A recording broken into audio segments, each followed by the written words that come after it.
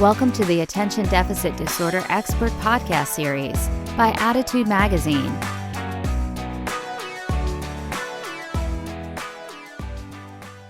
Hello, everyone, and we're glad you can attend Attitude's weekly ADHD Experts webinar.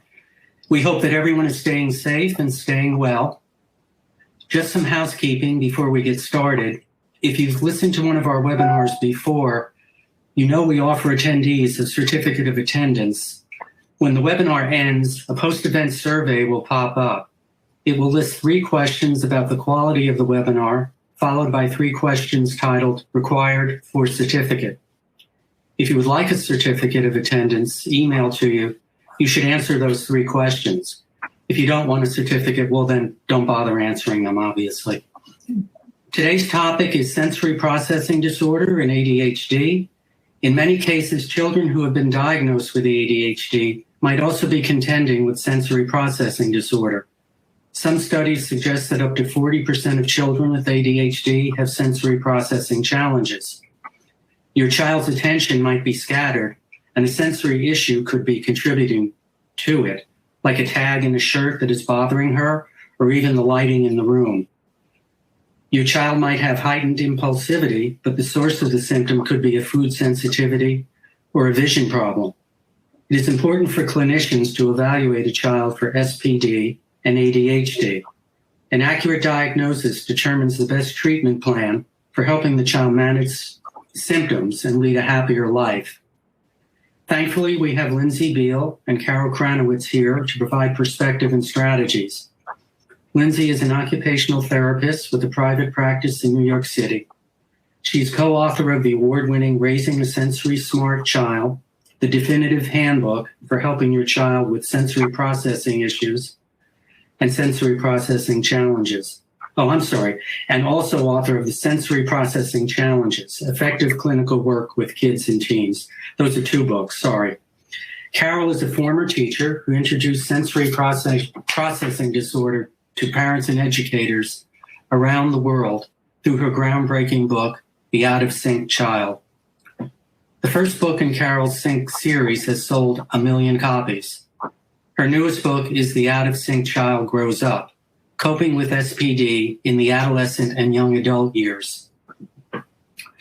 You can ask questions of Lindsey and Carol during their presentation, and we will try to get to as many of them as we can after they finish. If you want to just download the slides of the webinar, click the drop-down menu labeled Event Resources on the bottom left of your screen. If you do not see the Event Resources tab, you need to refresh the page. That all being said, let's finally get to the webinar. Carol and Lindsey, thanks for being here. We look forward to your perspective on the challenging issue for parents. Thank you so much, Wayne. And it's lovely to see all of you today. I was just remembering something that my mom used to talk about. She used to wish for more togetherness. And so we would work hard to bring our family together to have fun together. And I'm thinking these days, we sure have plenty of togetherness, whether we want it or not.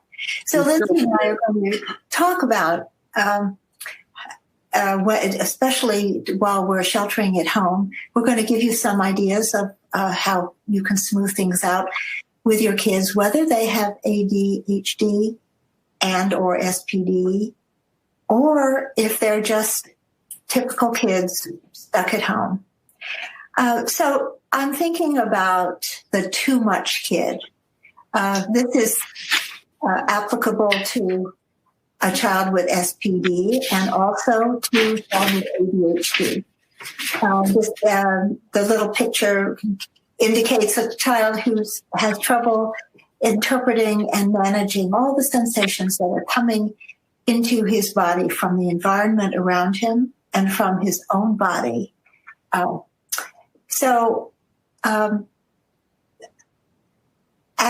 home, when we're stuck with nothing more than devices to entertain kids or the homework that teachers are trying to present through the internet that the children are not motivated to do, what can we do?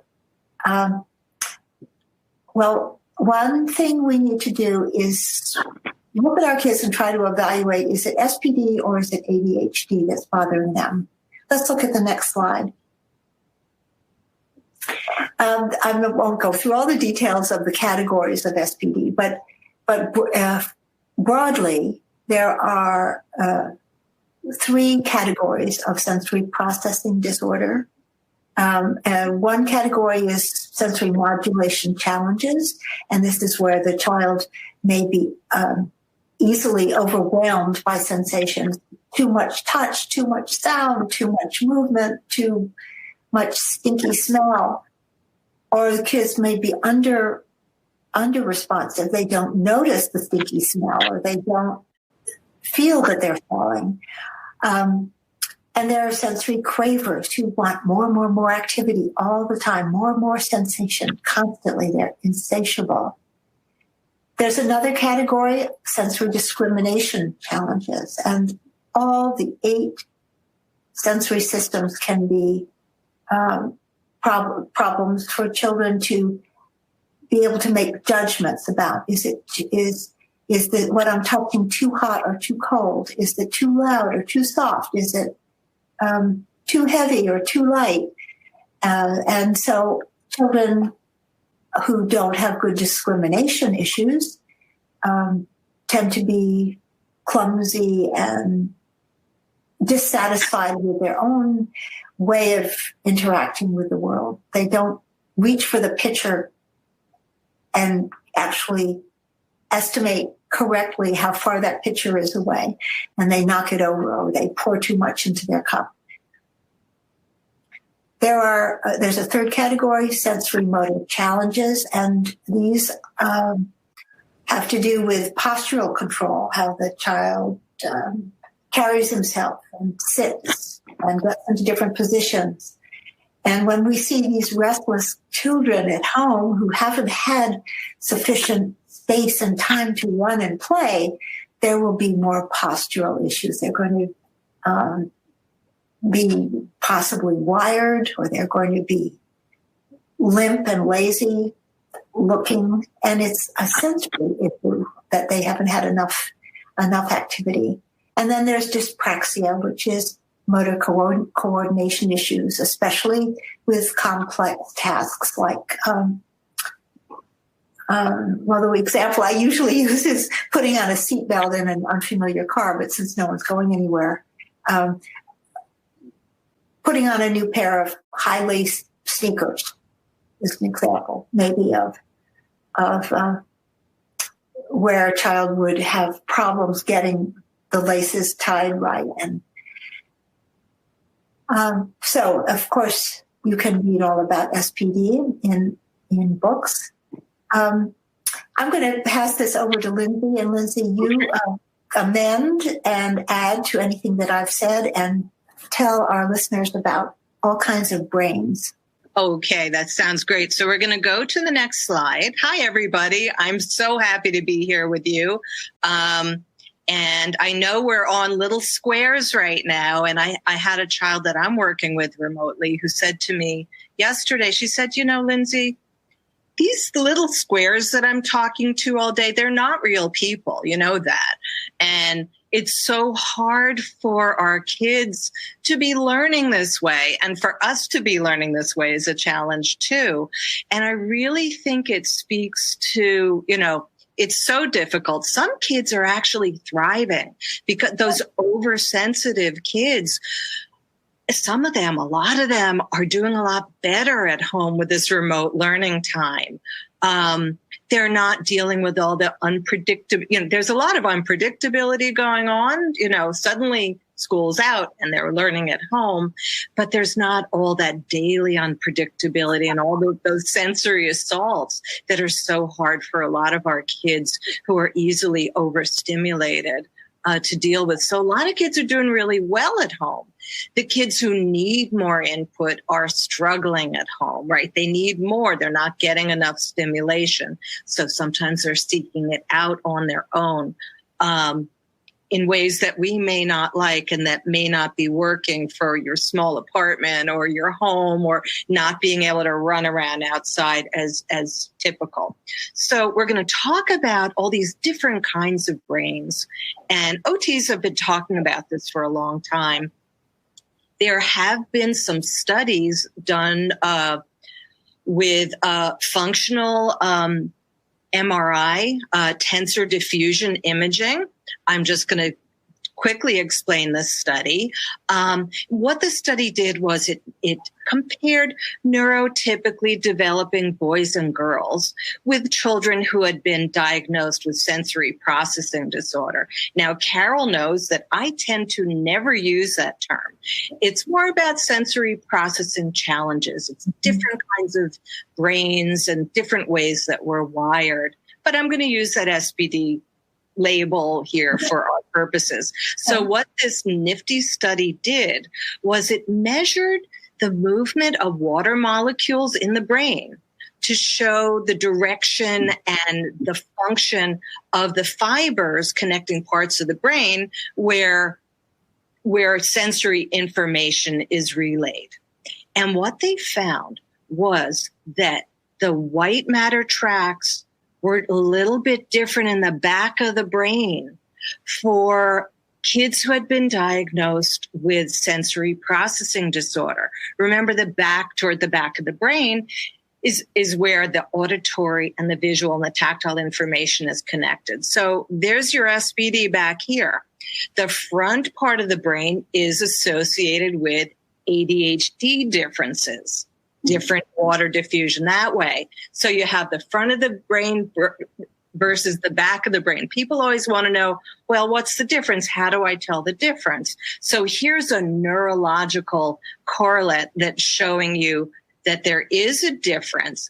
And what we see quite often, I'm going to guess, I don't know that there's studies that have been done, but where both ADHD and SPD coexist, you're going to see water molecule differences in both parts of the brain. Let's move to the next slide.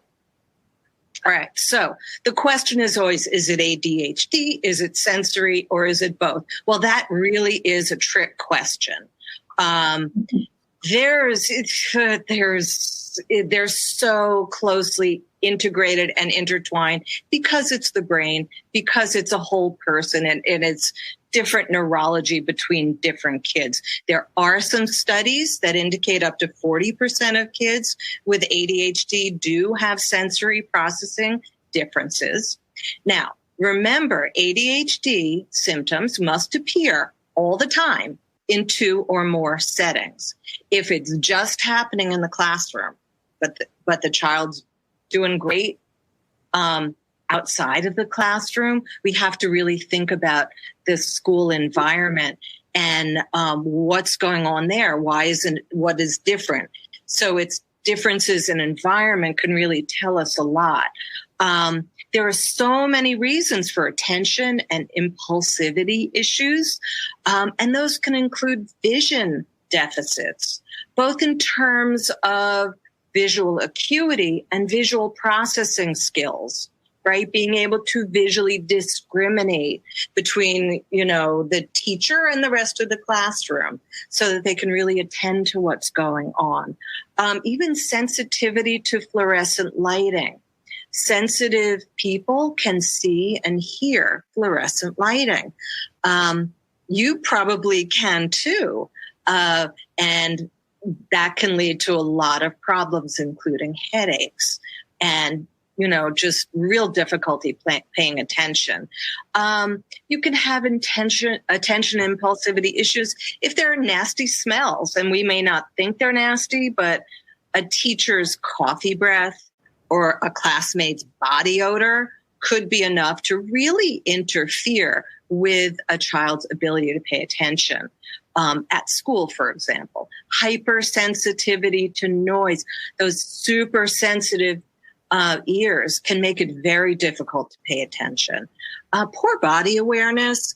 If you don't know where your body is at all times and you're not feeling secure in your body on planet Earth, you're kind of all over the place, it's going to be very hard to focus in on your central vision and pay attention to whatever's going on. Vestibular processing difficulties, that's from the inner ears. A child may really have a hard time processing movement and having a good sense of physical security. Learning disabilities, learning difficulties make it difficult to pay attention. And then let us please not forget the role of stress. And this can be an enormously stressful time where children are being asked to sit still, don't move, don't jump around, don't rip apart the apartment, just stay still and pay attention to the computer or whatever's going on. It's very stressful. And of course, they don't know the things that we know that are going on out there during this pandemic. And we're stressed out. And we know that kids are little barometers for what we feel. There's a lot of sadness, anxiety that we're feeling. We can guess they're feeling that. And even in, outside of this pandemic, any kind of stress or sadness can really lead to a lot of attention and impulsivity issues. Finally, food sensitivities can contribute as well. And, I'm not talking about an allergy, like a nut allergy. That's different than a food sensitivity. A child may do better if they're not drinking cow's milk. They just do better. They feel better and do better. So these are important things to think about as we're sussing out ADHD, sensory, or both, and what can we do about it. Let's go to the next slide and talk about some of the clear differences, right? Your child with ADHD or you may really struggle to shut off their brain. Their brain's just moving 50 miles an hour. So many of our kids with ADHD are just so bright and their brains are so sparky and sparkling. They can't shut that off when they need to. A lot of our kids can't stop moving the way their bodies are wired. They just constantly need that movement neurologically. They can't stay focused. They may act impulsively. Now, a child experiencing sensory processing challenges may tend to show us that they're on high alert all the time. Their nervous system is like so wired that they're in this constant fight or flight state due to anxiety about painful sounds like, is that awful dishwasher going to go off? I hate that sound, the vacuum cleaner, that kind of thing. Hurtful touches, which again, to us may not seem like a big deal. It's, but for another child, it may be perceived in this magnified way that they experience as hurt. And I'm thinking about kids, you'll watch them stand online and one might just bump a little bit into another one. And, your kid is like, ow, he hit me. And they'll laugh out, right? And it's like, he did not hit you. I saw what happened. He touched your body and it was innocent and he didn't mean to. But because of these exaggerated responses, often due to a high level of cortisol, all those stress chemicals in the body, it's misperceived or it's perceived differently. So noxious smells, overstimulating visual input, too much stuff going on visually, that kind of thing. A lot of our kids with sensory processing challenges do have low muscle tone, and that's different from muscle strength. Muscle tone is a state of the muscle when it's at rest, when it's just kind of sinking into gravity like a bunch of Play-Doh or a wet noodle. And muscle strength is a state of the muscle when it's in contraction.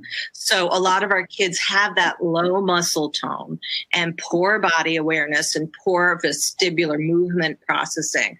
So they may need to move a lot to keep those muscles activated and engaged and their attentional systems engaged, because otherwise they go from like too wired to too tired.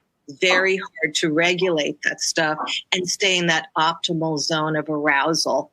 A lot of our sensory kids seem absorbed in their sensory world, so they're not reading social cues well, just because they're kind of a little bit self-absorbed, protection kind of behavior. And that's different from the child who's not, zooming in and zooming out well because of their attention issues, right? So it's a little bit different there. A lot of our kids, as Carol said earlier, may be clumsy. They may have uncoordinated movement, poor motor skills. A lot of times we'll see poor handwriting in both our kids with ADHD and sensory challenges. So let's take a look at sensory smart environments on the next slide. Okay. Both kids with ADHD and SPD do best when tasks in the environment are sensory smarts. There are a lot of easy hacks, like shortcuts that can make things comfortable. In terms of visuals, eliminate fluorescent lights. Get rid of those visual distractions. Simplify the work areas. You can't expect a child to focus, no matter what, if there's a lot on a table, right? You're going to increase the contrast on a worksheet. Really make clearer worksheets, increase the type size, make it larger. Try colored overlays on top of, these are acetate overlays that you can purchase that go on top of a book, for example, and that could really help. You also want to check for visual processing issues, and you can find a developmental optometrist in your area by going to the College of Optometrists and Vision Development, which is covd.org. And you type in your zip code and you get the name of the closest doctors. Let's look at the next slide. Okay, auditory. You're going to check for hyperacusis. You and I, for the most part, start hearing at 0 to 15 decibels of sound. Some people can hear at much lower decibel of sound, even negative 15 decibels of sound. And I know that sounds odd, but it is true. So you want to get a hearing test. If your child diagnosed with ADHD, SPD, whatever, seems to be really distracted by sound, you need to know if they're pulling in too much sound into their auditory system. It becomes very hard to figure out what to focus on and what to tune out. So you do want to check for hyperacusis. That's hypersensitive hearing, and there are treatments that can be done for that. You can try using, if your child is having difficulty focusing on reading, for example, and they're so distracted, try sound-reducing earmuffs or noise-canceling headphones for brief periods, not all day, right? Because you don't want the brain to recalibrate so that they, again, have a problem when it gets a little bit loud. Can speak with an OT about a therapeutic listening program to help exercise those ears the same way you would exercise muscles to strengthen them. You want to provide colored noise from a sound machine, noise that will be acceptable to the person. And you can find pre-made noises at mynoise.net, or you can mix your own. It's a wonderful website you want to check out. And this can help to shield some of the noise that's so distracting. So in terms of tactile, you're going to work on tactile desensitization work, deep pressure, hand fidgets that can help so much to help kids focus in, seamless socks, weighted objects, even chewing gum can help. Looking at the vestibular system and the proprioceptive system, that's a sense of movement and info from joints and muscles, and the inner ear works like a GPS system. You want to provide regular movement breaks at set times, provide good supportive seating, and even try under the desk pedal exercisers, like a little bicycle under the table.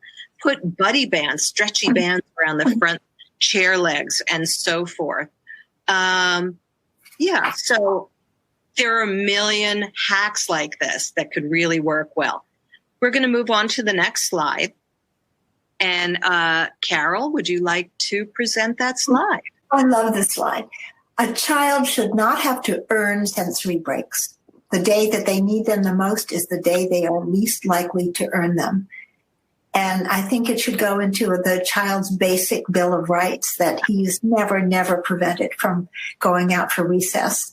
That's the child who needs the recess the most, the one that the teacher wants to. It's really true. Yep. Yep. The next slide. Here, I brought my sensory spectacles to the party. Here they are.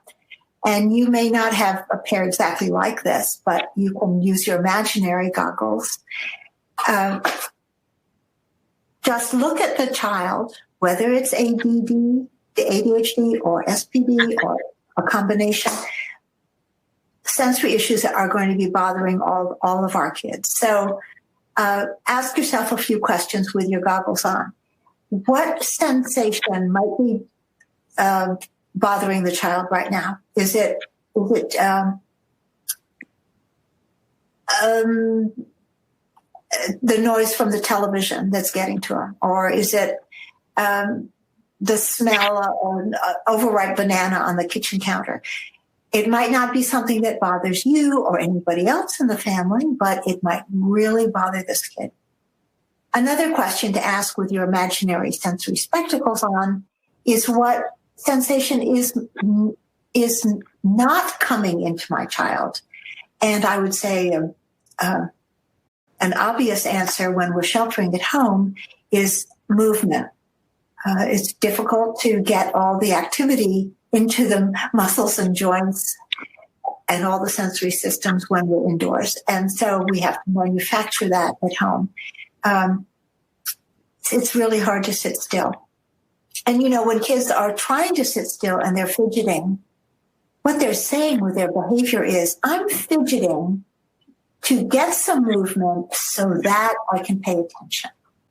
And I think when we see kids fidgeting, the first thing we should do is let them fidget. And the second thing is hand them things to fidget with that are appropriate, like squeeze balls or pencils with interesting gadgets on the top, and or have a lot of stretchy band stuff around so that they can just get something going in their whole body system. A third question to ask is, what is this child doing for self-therapy? And can I, the grown-up, make it more accessible, safer? For instance, a child who's jumping all the time, get a little indoor trampoline, an exercise trampoline, bank it all around with cushions. If the child tends to fall, or even if he doesn't tend to fall, it's a good idea to protect him from any falls and let him jump. That jumping on a trampoline is great proprioception. It's good for the vestibular system. He's getting this jolt that's calming and organizing. And oscillation, that's up and down and up and down, up and down. That's also very organizing, happening in the inner ear. So those are some ideas. Or if my child is,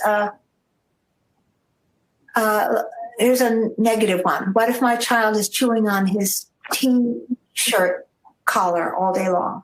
Chew. That's not a good idea. We don't want to promote that. But what is the behavior telling us? With our goggles on, we can say, oh, this child looks like he's needing some oral motor input. There's a lot of good stuff happening when a child is chewing. He's organizing his brain. And Lindsey, you can correct me, but there's proprioception involved. There's tactile activity. That's why chewing gum is such a great thing to give kids. The bigger the wad, the better. So they chew. It's very. We all self-comfort orally, and getting kids to do that in a way that's acceptable is very important. Absolutely. Yeah. Right. So not the T-shirt collar, but the chewing gum is good. Or foods like a chewy bagel or granola or sugar-free licorice are suggestions. Carrot sticks. There are both meat and non-meat vegan jerky that kids love. Right. Yeah. So you don't want the child chewing on his clothes or his own body. Right. Okay, let's look at the next slide. Okay. So here we are. All these kids are at home right now. And what do we do with them? How do we, they're doing their remote learning. Even at school, when we're back in school, which will happen, what do? We need to organize movement breaks for children who need them. I love things like jump rope. Carol talked about mini trampolines, setting up obstacle courses, and you can do that with things right in your house right now. I mean, I have kids jumping over cans of tuna fish and boxes of spaghetti, so they get that nice jumping, and you can just do that with anything that's around. Setting up crash pads with cushions or a mattress on the floor so that kids can jump and get that pounding, organizing body awareness input. I love just having kids bounce while sitting on a therapy ball. We can do handwriting, or they could do their remote learning sitting on the therapy ball, or even an inflatable seat cushion. I love hop-it balls, traveling around that handle, and they bounce around. For the little ones, there's the roadie, the little donkey, I guess that is, the roadie toys, those kinds of things. I love Zoom balls. That's a game you can get easily on Amazon, where it's a ball that travels back and forth on two handles, and it really, the players separate their arms and the ball zooms forward. It's a lot of fun. Stephen doing hopscotch. There are games like Yo Gorilla and Move Your Body. These are card decks from Super Duper Inc., Pilates card decks, just to organize a movement break. Using a website like gonoodle.com, check that out. It's filled with movement activities. Or doing a sensory motor pathway using sidewalk chalk. I have kids doing this all the time. They start here and then they jump forward, like 5 frog jumps. And then there's a little track for them to run on and different activities to do. The point is with these movement activities that you want them to be moving when you want them to move.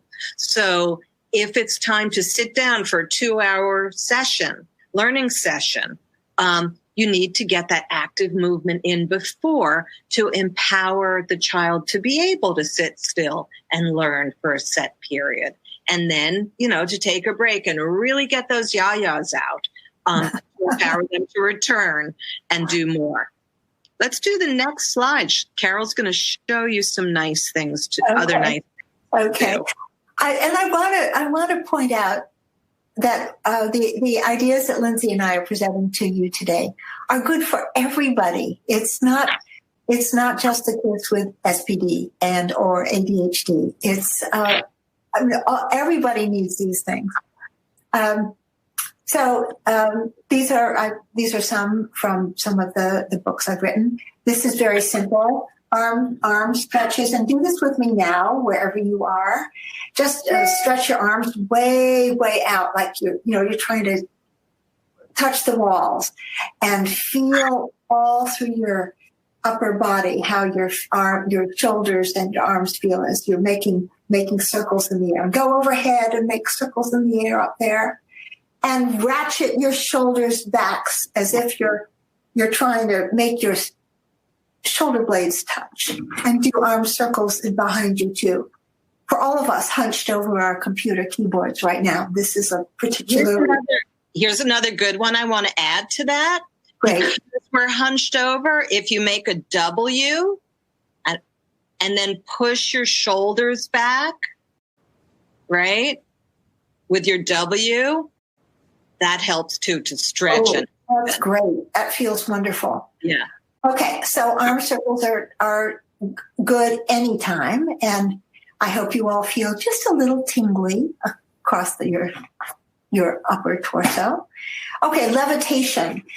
Put your hands on the side of your chair and lift your body up off the chair. And you can hang in the air for a moment and come back down again. And this is very good also for the abs.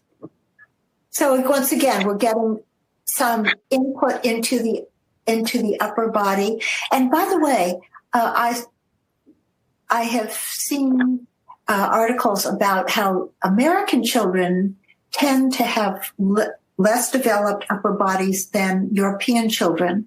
And it has, one speculation is that it has to do with the equipment that's on playgrounds.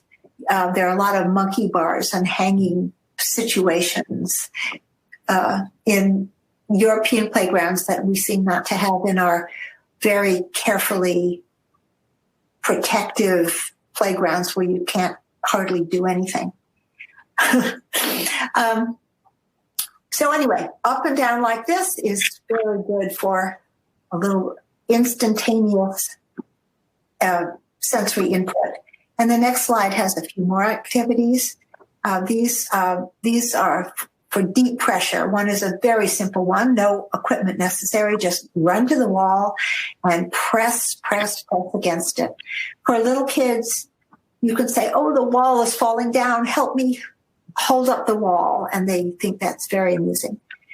A 14-year-old might not laugh, but a 4-year-old will. And you press and press and press to hold the wall up. And then you press with other body parts too. This helps with body awareness, and it gets that wonderful tactile and proprioceptive input into our kids whose bodies are hungry for that kind of neurological nourishment. Another one is mummy wrap. You take your stretchy band. I have it, pieces of this that you can use for all kinds of rehab or in the gym for exercise. And it comes in different thicknesses. Blue is a little bit harder than the green. And some kids like it when you have a really long piece of this. They like being wrapped all around. And then they waddle around and they love that pressure. Try it. And by the way, anything that Lindsey and I suggest to you, if you try it today and your kid rolls his eyes or doesn't seem to be interested in it, don't put the idea away forever. Put it away just for a day or so and try it again tomorrow. You'll, as you have learned as parents and teachers and you other grown-ups, when you're working with kids, sometimes you just need to offer an idea again and again, and finally someone will say, well, okay, I'll try it, and then they like it. Okay, next slide, please. Shape stretch. Now, this is where you give a child a great big piece of something stretchy. If you have some of this TheraBand material, you can tie the ends and make a huge loop. I have a bunch of bicycle inner tubes that I got from the bike shop. And you just cut out the valve and wash it, and you've got this wonderful, big, stretchy thing that you can step on, and you can make triangles like the picture shows, or squares, or I was doing this with a child with autism, and he showed how he can do a hexagon using his elbows and knees. It was gorgeous. Bus drivers, another activity. If you have space in your cramped quarters, put two people inside of the band. Here's your steering wheel. And the driver can go vroom, vroom, vroom, vroom, and drive around the house a little bit. Better outside. If you have a yard, it's better. But this is resistive. Resistive materials to work with are great for all our kids. Children need hard work. Think about what we're born to do. We're born to move. We're born to be helping our family and our clan pick up firewood and build stone houses and get out there and work. That's right, Carol. And I love the way both of us talk about how to integrate this as well into daily life, right? So looking on the next slide, you start talking about the life skills and let's go to that. Let's go to the next slide. Yeah. Hammering the nails and cooking. Onto the next slide. Right. Oh, wait, before we go to the next slide, okay.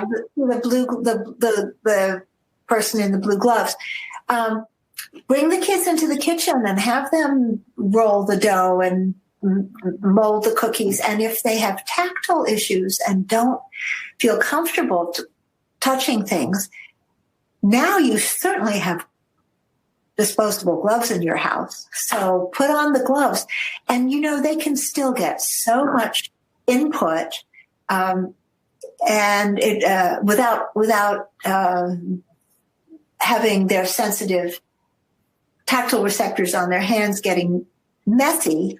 They still can do a lot of wonderful activity with the gloves on in the house. Okay, next slide. Hauling mulch. This is just a picture from my children's storybook of giving kids hard work, especially if children tend to drop things or seem to have low tone and they don't go for the heavy work. They're the ones who especially need it. So when the food delivery comes to your door, have the kids put on gloves and lift out the bags of potatoes and the soda bottles and the heavy things. Give them heavy work to do. That's exactly what they need. Give them jobs to do, like caring for the pets and watering plants, and just going all around the house. Here are a couple more. The shopping game is an activity where you put the child into a bin, the kind you get at the dollar store for your toys.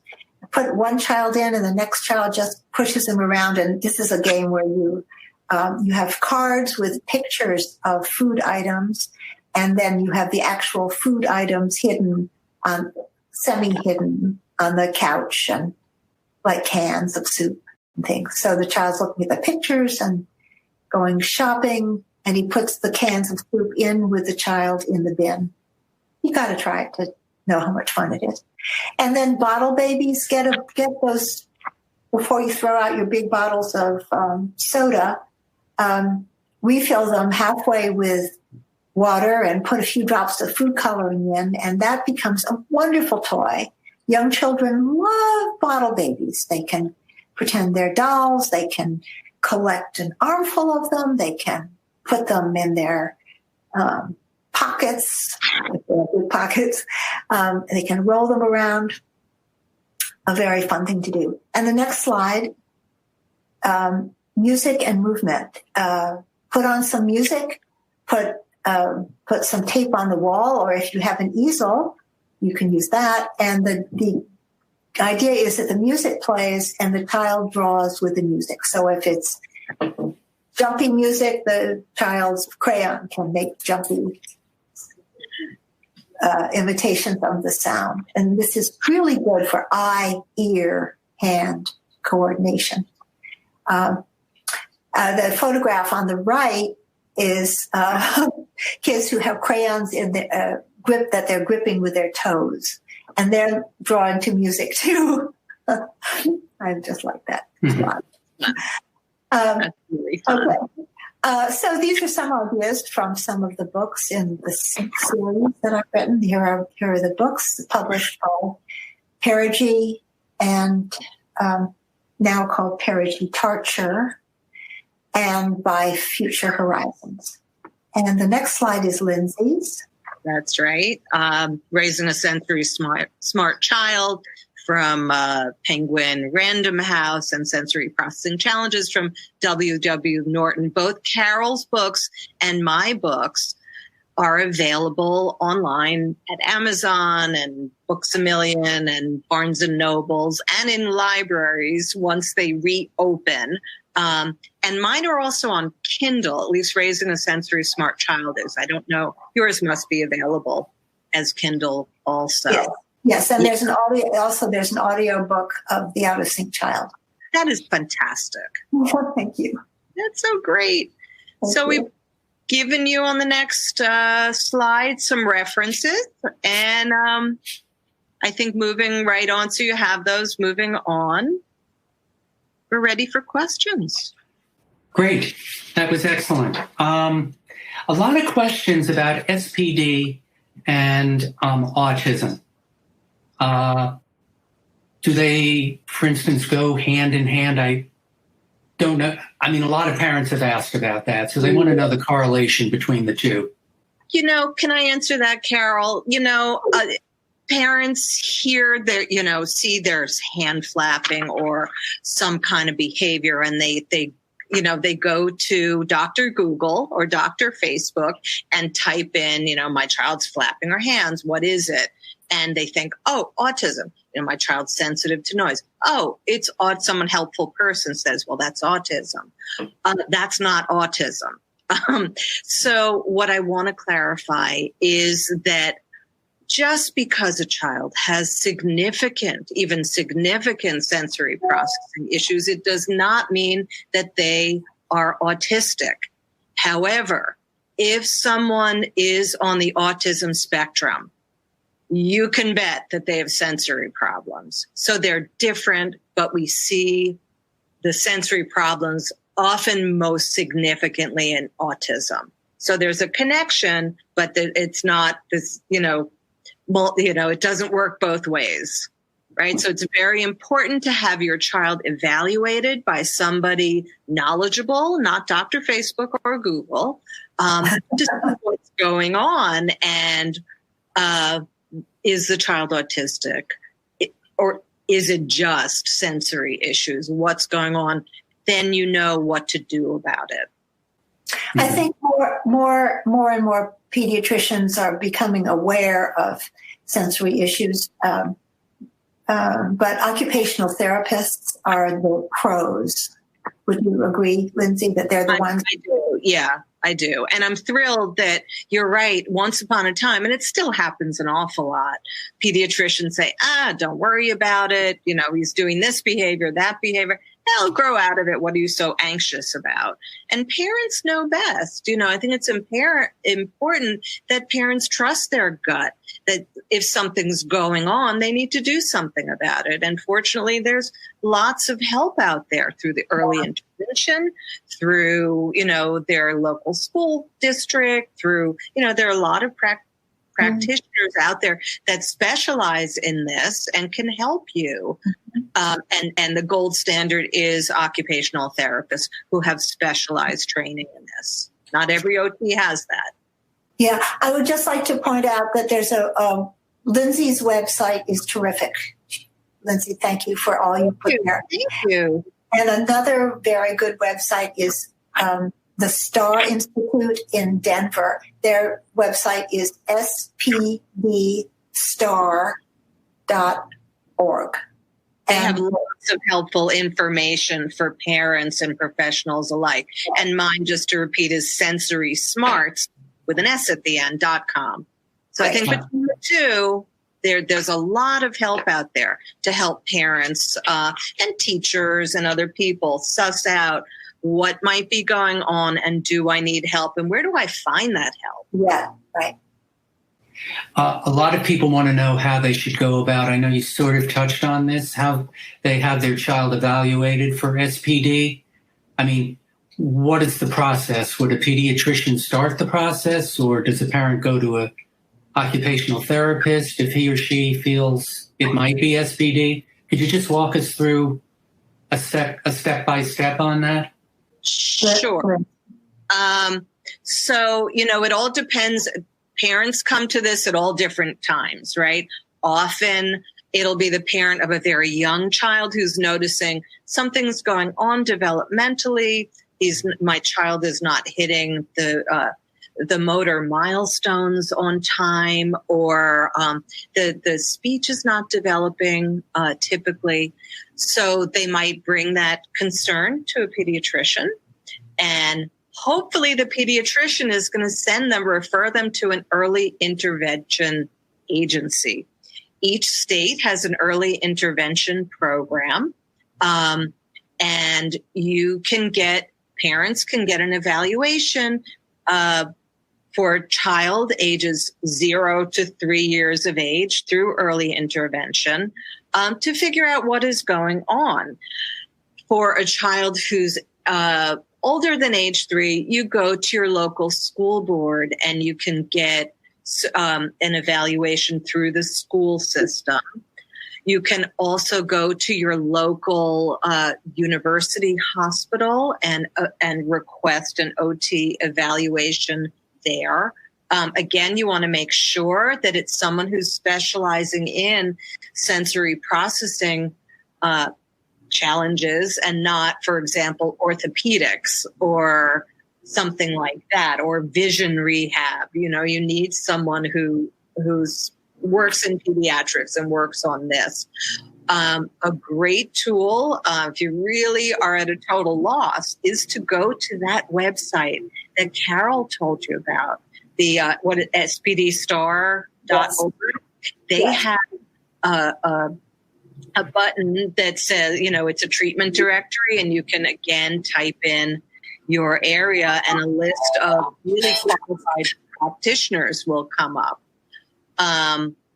Or, you contact just look in your area. I have Googled, if I can't find someone to refer someone to, I'll be like Boise, Idaho, occupational therapist, sensory, and up come specialists. So these are findable people, and you can get expert help.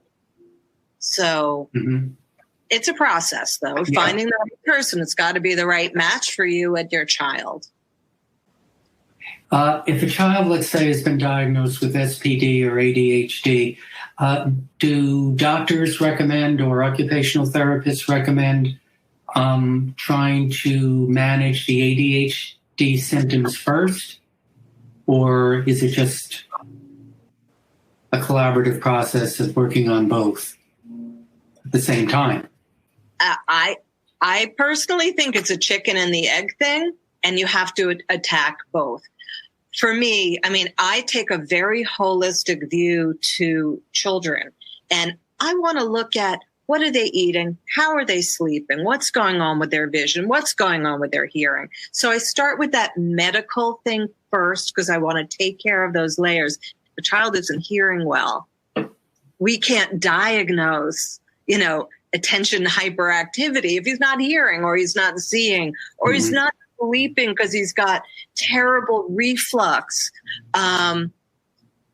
these kinds of things. So I do think you have to kind of attack everything first. I would rather look at that first, address the sensory first, and see what resolves without any kind of medication, right? We may need to take a behavioral approach very early on, too, to help the child learn to regulate his or her or their behavior. And sort of, I believe in doing it all at the same time, but I believe that your first line of defense is not going to be medication, especially for the little itty bitty ones. Right. Okay, I hope that makes sense. Yes, no, that does. It does. For people who get overstimulated, do you recommend noise-canceling headphones? I've heard that the people that I know who use them are relieved and can get more accomplished when they have those on. What do you find, Lindsey? I agree. As I mentioned earlier, they should be worn for short periods only, so the brain doesn't recalibrate everything. Our first job as grown-ups is to protect our loved ones from pain, right? So if a child says like, oh, it hurts my ears, it makes my brain, upset, we have to believe that. And we have to provide some comfort. So we're going to protect first. And while we're protecting, we're going to build skills. So you're going to protect from really painful experiences like fireworks or, a dog barking when you go for a walk down the street and there's this one really noisy dog and it freaks your child out. You can protect that a little bit. Thunder, that kind of thing. So you want to protect from pain on the one hand, and you want to build the skills because you can't eliminate the noise through protection, right? We want to build the skills so that you don't have to wear the headphones, right? And that's where skill building, things like therapeutic listening comes in, and an FM unit comes in. That's something that a classroom teacher would speak into a microphone, and the sound travels directly to the listener's ears. So it's easier for them to process that sound. The scary noises, by the way, a parent can record, and you can sit at home and eat some cookies and milk and listen to the sound of, let's say, that terrible dog barking and be like, that is a noisy dog, and turn it up, turn it down, that kind of thing. So right. I have two things to add, Lindsey. That was nice. One is another program that's good is ILS, Integrated. It's one of those therapeutic listening programs. Yes. Yeah. And that's where the child wears earphones and is doing activities like walking through an obstacle course and pitching beanbags into baskets and coordinating vision, hearing, and movement all together. So that's beneficial. And ILS is one of the great ones. There's a number of those. There's also Vital Links and Advanced Brain. There's a couple of them, but you're absolutely right. Sorry to interrupt you. No, it's okay. We have so much, we tumble over each other sometimes with all we want to say. Another thing I want to point out is, Lindsey, that was a good observation about the noisy dog and how to make it something that is palatable at home. But when children are afraid or evidencing their discomfort like this, let's honor that. I mean, the kids don't go around wanting to be sissies or babies or complainers or whiners. Kids want to please their grown-ups and they want to interact fully, joyfully with everybody. So we have to respect that when they're shrinking back from some kind of sensation, it's because it hurts. And it might not hurt us, and we may not understand that a burst balloon is the end of the world, but that's all. I just want to point that out. Oh, that's a good observation. That's excellent. Yeah. One, maybe I can fit in two more questions. Is SPD different than sensory integration issues? A lot of labels out there, and I just wanted to know, because kids are labeled in certain ways. Want to clarify that? I'm using sensory processing these days. Lindsey, maybe you, as the OT, should answer that. Okay. It's a matter of semantics. It's a matter of words. It used to be referred to as sensory integration dysfunction. Then it was referred to as sensory processing disorder. I'm dropping disorder altogether, and I have been for a while. So it has to do with how kids take in, use, and integrate sensory input in their bodies and brains. So they're all basically the same thing. Okay. Any suggestions for a child who doesn't like the texture of food, has some real problems eating a lot of foods? What kind of interventions would you suggest for that? Okay. That's the topic of another webinar, because that's a huge topic. And is it that it's the texture? Is it the temperature? Is it the flavor? It's almost never the flavor. Sometimes it's what it looks like, or smells like. It's all of these things. So there's a lot of variables. It's also, has the child gagged on that food? Are they afraid of that food? Are they able to manage the many muscles in and around the mouth? So, is there low muscle tone that's affecting that? Is there reflux that is impacting the child and their willingness to try new foods? What I do want to say is we need to desensitize kids pretty systematically. And what I want parents to do is allow the child to pick one food that they hope they will be able to eat someday, right? Don't try to introduce too many foods at once. Pick one food. And remember, someday starts today or tomorrow, and you can start to introduce it slowly for the child. Right, incrementally. Just bring it to the table the first day, and then put a tiny and then touch it on the third day, and then maybe pick it up on the fourth. Yeah. It's tough. Now, if a child is afraid of gagging, if they have oversensitivity in the mouth, we need to desensitize the mouth.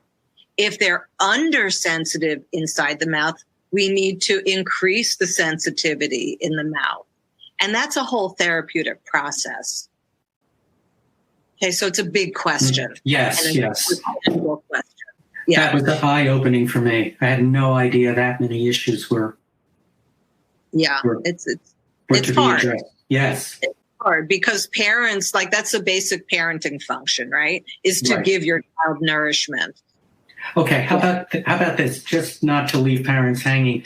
Who would they see to help to put a plan in place? Would it be an occupational therapist, or who would it be to at least start down the path of resolving this?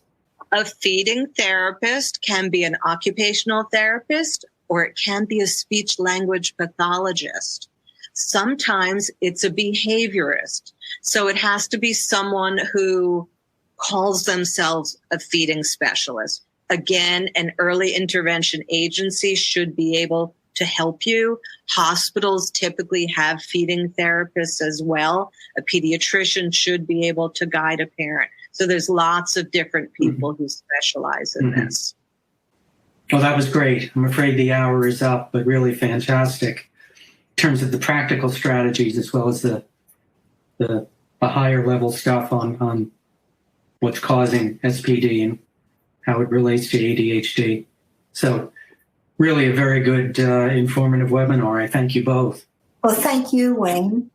Thank you. You're so welcome. What fun this was. Yeah, Lindsey, you're fun to work with. Let's do this some more. I'd like that, Carol. Okay.